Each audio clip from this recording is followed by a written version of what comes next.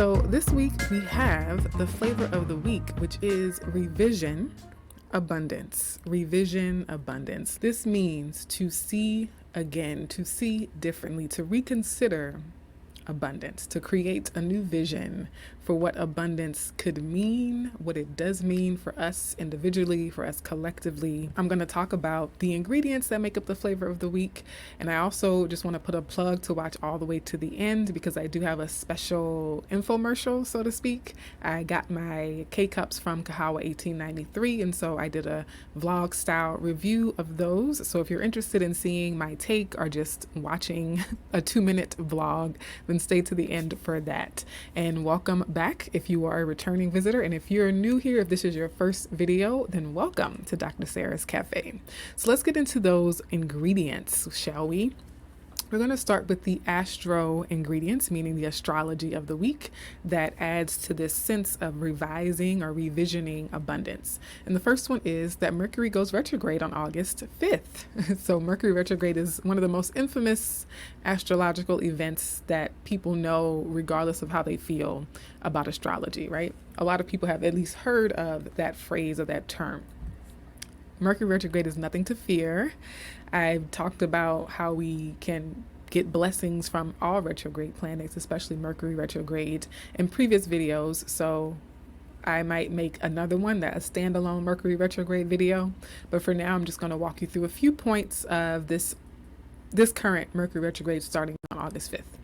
The first one is that during this Mercury retrograde, it will start in Virgo, and then it will move back into the sign of Leo. So sometimes Mercury retrograde happens just within one sign. Other times it walks backwards and ends up going back into another sign that it was in before, okay? So you can look at the past several weeks when Mercury was in shadow, pre-shadow. It's going to retrace its steps, some action or initiative or conversation or activity, behavior, thought pattern that you've been having or exploring over the past few weeks is going to be revisited. Okay. And that is your chance to revise, especially since Mercury rules communication. It rules our thoughts and our ideas and writing and that sort of thing. So you can go back, practically speaking, and review your journals, review your text messages, emails, think about conversations you had, what was coming up for you over the past few weeks. Think about any efforts that you were making. Are you going to need to reconsider those at this time? New initiatives that you started, whether it's like a diet plan, paperwork, documents, etc., right? And you can, if you want to do an advanced level of this, you can look at your own birth chart and see where Virgo and Leo is in your specific birth chart, because that will tell you where in your life to look for these themes, to look for possible revisions and editing, right? And then the last thing I'll say, because again, Mercury is ideas and communications, is that it's okay to change your position if presented with new information. And I'm saying this one because when it moves back into Leo, Leo is a fixed sign. And so I'm thinking that we might discover or uncover some new information or ideas as Mercury is retracing its steps about something in our life. And we don't want to be so rigid in our thinking like, oh, it has to be this way because that's how it started. And so we can't change it because we didn't start that way. Be willing to say like, with this new information, it just is the wise thing for me to change my position, to unalter my perspective or my belief or my opinion about something. Okay, there's nothing wrong with that. If you're not learning, then you are stagnating. We are brought on this earth to learn. Okay, and so let's check our egos here.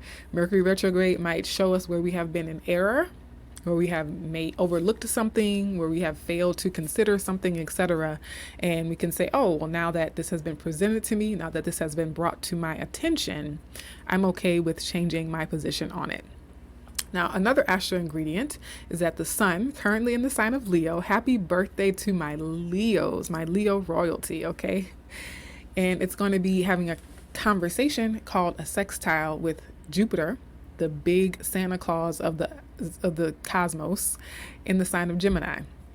So I'm seeing this coming out in a few different ways. One, I think it could be a mood boost because the sun is that joy, heat, vitality. It's like summertime fun, right? And then Jupiter, as I mentioned, being the jolly Jupiter, happy-go-lucky, blessings, gifts, in a sign like Leo and Gemini, which Leo is a very proud, confident sign, or energy rather. And then Gemini, is associated with children and youthfulness. So it also has that naturally buoyant personality to it, that naturally happy-go-lucky, sort of more carefree energy, right? And so when these two energies come together in this way, we might feel a little lift in our mood. We might find it a little easier to be buoyed in the moment, okay? Also, quick side note, let me know if you liked the music in the intro. Let me know if you like the updates to the intro. It's the buttons and stuff on this program that I'm using in StreamYard. It's hard to like perfectly time it to where everything starts in sequence, but I can keep working on it if folks are kind of like, yeah, it's a vibe. If it's a vibe, I will keep doing it. And so in addition to being a mood boost, the Sun in Leo speaking to Jupiter and Gemini could also be a confidence boost, because again, the Sun is our confidence. The Sun actually is our healthy ego. And again, Leo is that sense of courage and confidence and belief in ourselves. And then coming into contact with Jupiter, which is a sign that expands things, that makes things grow, then this could be growing that sense of confidence with the Sun and the sign of Leo. But then also thinking about Jupiter and Gemini being that sign of communication. It's ruled by Mercury. Mercury is at home in its sign of Virgo currently, but also the Sun is at home in the sign of Leo. The Sun rules the sign of Leo. So it's that much stronger when it's in the sign of Leo, right? And so we might have clear, more confident communication as well, with Jupiter being in that very communicative, chatty, conversational sign of Gemini. We might have more confidence to speak up, to talk to strangers, to strike up a conversation in a crowded room or at a social gathering, right? Where maybe other times we might be a little extra shy or timid. This might help to loosen that energy for some people, right? And it also provides clear understanding about certain information and that we do receive and get in, right? So we talked about Jupiter and Gemini a few weeks ago, how it can be an excess of information. And a lot of astrologers are saying we have to be more discerning when Jupiter is in Gemini, because there's just a lot of talk. So it was like, okay, is this talking, is information, is this news article or social media post, is it actually valid? Is it actually worth my time and attention? So with the Sun being strongest in the sign of Leo, it can help us discern. It can help us see the information and the data and the conversations more clearly. Okay. So that's happening on August 7th. And it is likely to bring a little, again, just a boost of good energy for us on that day or around that time. Okay. Now, a third astro ingredient is, as I mentioned, Mercury is in the sign of Virgo, but so is the sign of Venus, right? So Mercury is going to conjunct Venus in the sign of Virgo on August 7th as well. So that makes that day particularly promising. Mark your calendars for August 7th, because as far as this week goes, it might be a particularly feel-good day. That's not going to be true for everyone. Nothing is true for very few things are true for everyone. But in general, this with the Sun and Jupiter, and then now Mercury and Venus. So you have the two benefic planets, the two gift-giving, pleasure-giving, life-giving planets with the Sun. It's just all making a beautiful stew of good feeling, joy, pleasure, happiness, okay? But looking at just these two together, Mercury coming into a conjunction with Venus, meaning they're at the same spot in the sky, right? So they're both in the sign of Virgo, but they're both at the same degree. So if you think about being in a room with someone versus sitting on the same couch with that person, right? So sometimes planets can be in the same room, but they're not necessarily like next to each other. So this is when Mercury and Venus see each other from across the room, and then they make their way together, and now they're tightly face to face in a direct conversation. That's what a conjunction is. So this could improve our money mindset in very practical ways. And why am I saying that? So Mercury rules commerce. Yes, it rules communication. But it also rules like the exchange of money and currency, right? Venus also rules money, finances, wealth, also just the sense of abundance, right? And material resources and being well taken care of. And they're both in the sign of Virgo, which is ruled by Mercury. So Mercury is also very comfortable in this sign, just so much good potential on offer here. And Virgo is a very practical sign. It is the sign that looks at the spreadsheets. It is the energy that organizes the file cabinets, puts things in binders, color codes them, right? And so we might be getting more organized with our finances, or having conversations with an accountant, or having conversations with a tax professional, or a business consultant, right? Someone who can very practically help us leverage this good energy. And it's also a time for reconsidering ideas, because Mercury is going to be retrograde. And so it is a time to reorganize your finances. I know they say like, oh, don't do anything on a Mercury retrograde, but it's actually helpful to reorganize something. So if your finances are completely out of whack, use Mercury retrograde to finally get them in order. If you are late on filing something or applying for something or getting a loan, anything like paperwork, documents, organizing your financial papers, right? Going through your, your ledger, and fixing any errors, inputting missing data, right? All of that can be very, very supported during this time. And then reconsidering ideas and communication about worth, value, love, pleasure, and femininity as well. So with Venus, it's not just material prosperity. It is also how we feel about ourselves, our sense of worth, our sense of value, what we value in others, like what are our values, right? Like all those things, our sense of confidence. Remember, Sun in Leo sextile Jupiter and Gemini, which is ruled by Mercury, which is conjunct Venus. We have an opportunity if we want to do the work. So no astrology absolves us of the responsibility of doing the work. Astrology can support the work. It can present more work to be done. It can show us what still needs to be worked on. It can open the doors. It can put a lot of things on the table. But ultimately, we have to make the free will choice to do the work, to make the choices, to step through the door, to eliminate, to release, etc. And so this energy is saying that if we want to do that self-love, self-confidence, personal value, and self-esteem work, this energy is very supportive of that work.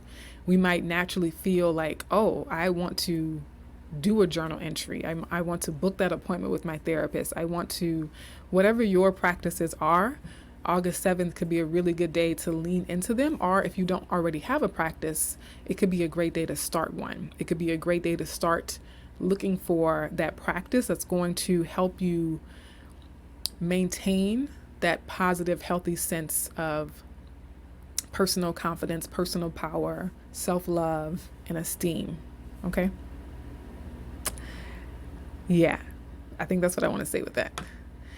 So this one is one of my favorites. This is the tarot ingredient. We got the star card. I pulled the star card after I pulled the oracle card, which is on the next slide. You'll see in a second. But when you see the next slide with the oracle card that I pulled, and when I say pulled, I mean I shuffled the deck and these are the cards that fall out, okay? You're going to see why the star coming out as well.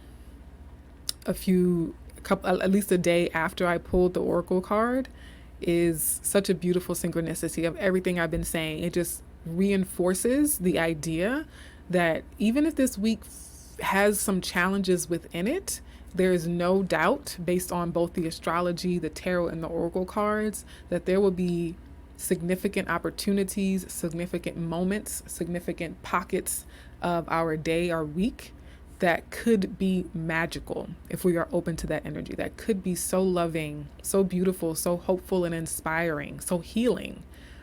But we have to be open to that kind of reality. Okay, we have to choose to look for the hope. We have to choose to be open to the healing, right? So that's what the star represents in tarot.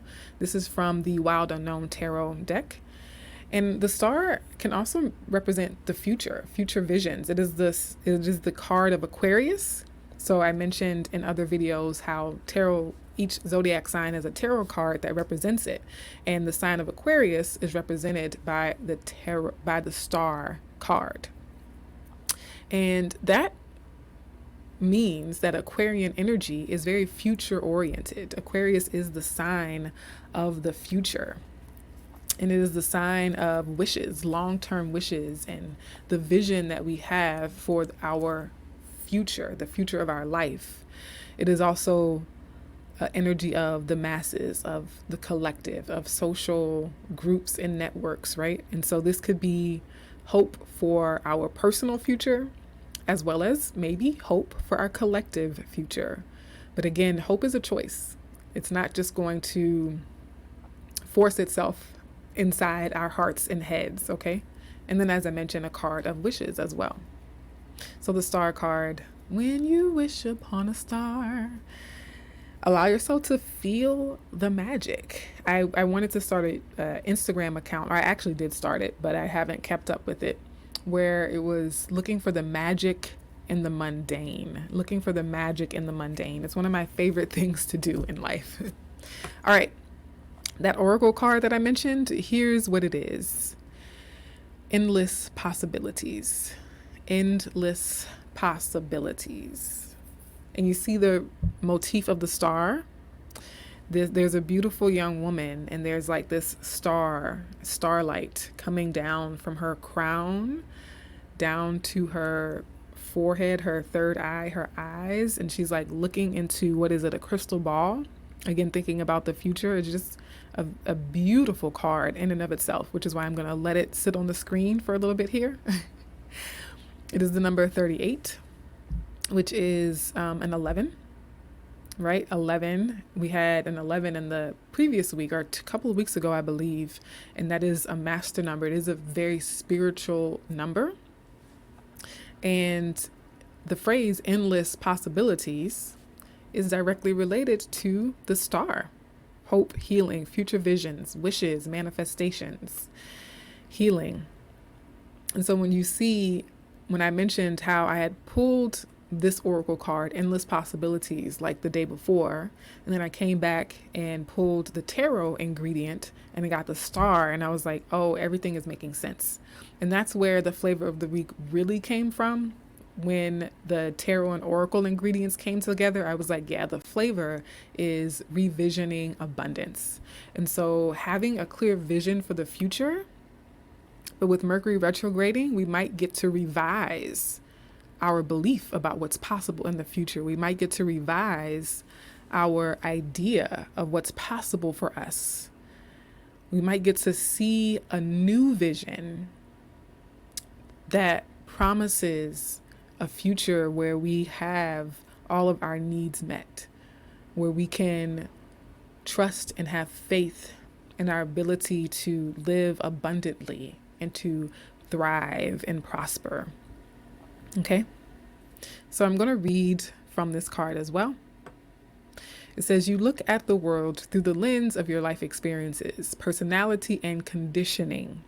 That filter determines whether you believe in an abundant universe of endless possibilities or various degrees of limitation in a finite range of options. When your expectations, unconscious or otherwise, are based on lack, it's difficult to see what is truly available to you. Today, ask yourself what you believe. Are there limitless potential outcomes to align your energy with? Do you know intuitively that there is more to life than meets the eye? And are you willing to act on that knowledge? 1, do you have that belief? Do you have that faith? Keep the word faith in mind, because I'm going to return to it. And are you willing to act on that faith? Are you willing to act on that belief? And in fact, someone said that I know what you believe based on how you act, based on how you behave, based on what you do. So you can say you believe in a higher power. A lot of people say this. A lot of people think this. A lot of people think, oh, it would be a great idea. It's a great concept in theory to say, I believe in this divine grace. I believe in this higher power. But our real beliefs play out in how we choose to live our life. I know what you believe without you ever opening your mouth, based on how you show up, based on how you show up to this conversation, based on how you show up to your life. And more importantly than other people knowing what we believe, we have to ask ourselves. I'm going to look you straight in the eye for this one. We have to ask ourselves and be courageously honest with ourselves and ask, if I say I believe in X, where are my decisions, my actions, my approach to life aligning with that stated belief? It's no different from a company or a brand that says, hey, we believe in equality. Okay, and so what are your actions? What are you tangibly, concretely doing and investing in as a company if you claim to have this particular set of values? That doesn't just apply to brands and companies. That applies to us. If we say we have a value for family, but we never make time for our family, we criticize our family, we push them away, then we don't really value family, right? We can self-assess. Mercury is retrograde. We can review, revise, revisit. We can become aware. If we're willing to do that courageous reflection, we can say, these are the values I think I have. How are they showing up in my life in real ways or not? Okay. I think you get where I'm going with this. Now, pastry and poetry. So I'm not doing the bulletin board this week again, because I want you to stay to the end for my coffee tasting vlog. I'm really excited about it because I like creating quirky videos. So you'll see what I mean if you stay to the end. And it's only 2 minutes long. But the pastry and poetry segment is brought to us by the amazing, the wonderful Gwendolyn Brooks. And yes, folks, I know I talk about Gwendolyn Brooks a lot. She has probably been one of the most featured writers in the pastry and poetry segment. So we're going to read from her. But I want to quickly mention that the pastry for the week is not really a pastry. It's actually a fruit. It's the star fruit. So star fruit is the choice because of the star, obviously. So instead of a usual pastry like a muffin or a bagel, I was like, I want something to represent and reflect that star energy, that wish, that sort of cosmic dreaminess. And so I was like, oh, star fruit. Okay. So also a little healthier, right? Because it's not the baked sweets, right? It's a natural fruit. So we'll put that out there for the week. I've actually never tasted star fruit. So if you have actually had some star fruit, please let me know in the comments if it actually tastes as good as it sounds. If it tastes as good as it looks, right? Okay, so back to the poetry aspect of this. Gwendolyn Brooks, I'm going to read the final chapter in her book, Maud Martha, which is available in the Cafe bookstore. You can purchase it via the affiliate link on the website at drsarahscafe.com/bookstore. Okay. But the quote, I'm going to read the entire chapter because it's just like a page or two long. But the quote I want you to focus on is what? What am I to do with all this life? And exactly what was one to do with it all? At a moment like this, one was ready for anything, was not afraid of anything. Okay? So I really, really want you to muster up all your courage this week to lean into that sense of abundance. Really open your mind, expand your vision of what's possible for life, for your life, for our collective future. Okay? And we need each other to hold a vision for something great, for something beautiful, for something better. And I've said this in many of my colorism healing workshops as well. I actually have a workshop called Revision, where I say we can't create a better future if we can't first imagine a better future. So in order to change the future, in order to make the future better, we have to first be able to imagine. And this week, I'm asking you for yourself to hold a greater vision, or at least hold the belief in possibilities, even if you can't really see them clearly yet. Lean into the belief that there are more possibilities available that are more beautiful, more abundant, more thriving for you, your loved ones, but also as a collective, doing the energetic work to change the vibration for all of us by holding that vision. The more of us alive on this planet today who can hold a stronger, higher vision for this world, the more likely we are to manifest a higher vision for this world. Okay, so let me get into the reading piece. Do you want to do it like this? Is this good? Or do you want to go full screen? Let's go full screen. Okay. So this is the last chapter, chapter 34 of Maud Martha, Gwendolyn Brooks, one of my all-time favorite books. I have read from it so many times during this weekly refill series. And so if you haven't read it yet, I highly recommend reading it. It's a very quick read, very simple read, very poetic read, even though it's technically considered a novel. And again, you can allow me to earn a small commission on your purchase if you use one of the links on my website. Okay. So this last chapter is called Back from the Wars. There was peace, and her brother Harry was back from the wars and well. And it was such a beautiful day. The weather was bidding her bon voyage. She did not have to tip back the shade of her little window to know that outside it was bright, because the sunshine had broken through the dark green of that shade and was glorifying every bit of her room.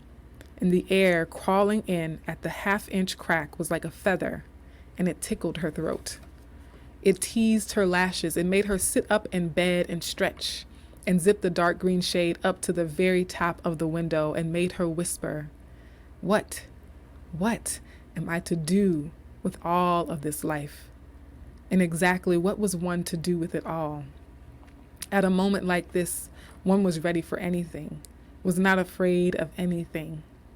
If one were down in a dark, cool valley, one could stick arms out and presto, they would be wings cutting away at the higher layers of air. At a moment like this, one could think even of death with a sharp exhilaration, feel that death was a part of life, that life was good and death would be good too. Maud Martha, with her daughter, got out of doors. She did not need information or solace or a guidebook or a sermon. Not in this sun, not in this blue air. They marched, they battled behind her brain, the men who had drunk beer with the best of them, the men with 2 arms off and 2 legs off, the men with the parts of faces, then their guts divided, then her eyes swam under frank mist. In the Negro press, on whose front pages beamed the usual representations of womanly beauty, pale and pompadoured, carried the stories of the latest of the Georgia and Mississippi lynchings. But the sun was shining, and some of the people in the world had been left alive, and it was doubtful whether the ridiculousness of man would ever completely succeed in destroying the world. Or, in fact, the basic equanimity of the least and commonest flower. For would its kind not come up again in the spring? Come up, if necessary, among, between, or out of, beastly inconvenient, the smashed corpses lying in strict composure in that hush, infallible and sincere. And was not this something to be thankful for? And in the meantime, while people did live, they would be grand, would be glorious and brave, would have nimble hearts that would beat and beat. They would even get up nonsense through wars, through divorce, through evictions and jiltings and taxes. And in the meantime, she was going to have another baby. The weather was bidding her. Bon voyage. I adore the entire book, but that last chapter, I think, is some of Gwendolyn Brooks's greatest work. I think the notion that with all of the death, destruction, horror, loss, grief in the world, being thankful that some of us are still alive and that our hearts will continue to beat and that we will be glorious, and that I am going to choose to appreciate the sunshine and the blue air on this day. I think that's powerful. So I hope you have reason to hope. I hope that you choose to look for a reason to hope, a reason to have faith and belief that there's more to come, and that we are collectively responsible for creating what is coming. All right, 2 more things. The to-go or takeaway affirmation, and then I will bid you adieu, bid you bon voyage with the 2-minute vlog that I've done on Kahawa 1895's K-Cups, new K-Cups that came out this summer, okay? So your to-go or takeaway, I am choosing optimism as an expression of my faith in divine love. 1, it's a choice. I am choosing optimism. I'm choosing optimism. I'm choosing optimism as an expression of my faith in divine love. I have faith in divine love, and therefore, in accordance with that faith, I choose optimism. Okay. So I will say farewell now and then plug you directly into the vlog. My dears, my loves, I hope that this refill has helped you to refill your spiritual cup. Much love, and I'll see you in the next video. Well, hello there. I am excited to do an unboxing and a taste testing of my Kahawa 1893 K-Cups. Kahawa 1893 is a coffee brand that I've been a fan of for a while. I have been featuring their products on my site, and recently this summer, just I guess a few weeks ago, they released their line of K-Cups. They don't have K-Cups in every flavor, I don't think yet, but I actually don't remember what flavor I got, so we will realize what flavor that is together as I open the box. It is the dark roast, the Serengeti blend. The Serengeti dark roast blend. I think the packaging is super beautiful too. I love this dark blue color. I think that's what made me choose that blend, because I liked the color. But the plumbing is not working in the kitchen, so I'm using bottled water to fill my Keurig.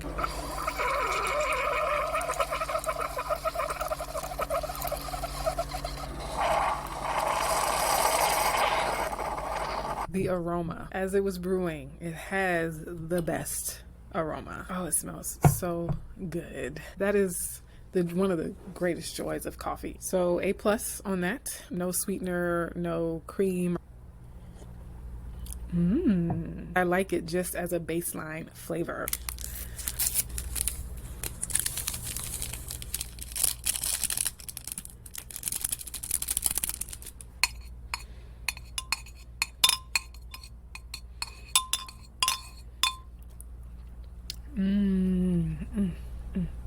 I already like it. So if you visit drsarahscafe.com/cafe, not only can you refill your spiritual cup, but you can refill your actual cups with tea or coffee brands that I am recommending and that I get a small commission on if you do make a purchase. Take care and much love.